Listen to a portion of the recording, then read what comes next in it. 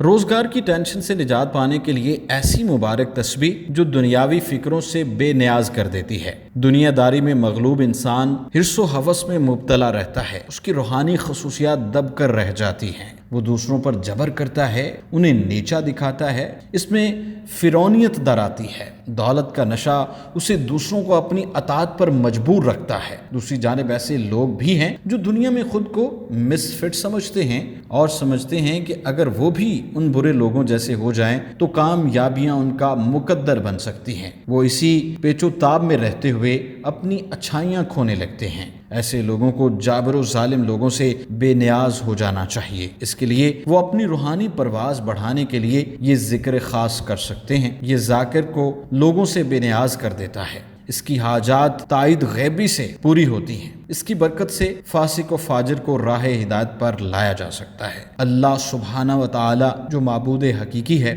اپنے بندے کو اپنے فضل سے دوسروں پر برتر کر دیتے اور ان کی غلامی سے بچاتے ہیں۔ یہ ذکر پہلے 41 روز درود پاک اول و آخر کے ساتھ 313 بار پڑھنا ہے۔ 41 روز کے بعد شکرانہ کے 2 نفل ادا کر کے روزانہ 11 بار پڑھ لیا کرے تو اس کی مراد پوری ہوگی انشاءاللہ۔ لا الہ الا اللہ سبحان الصمد المعبود۔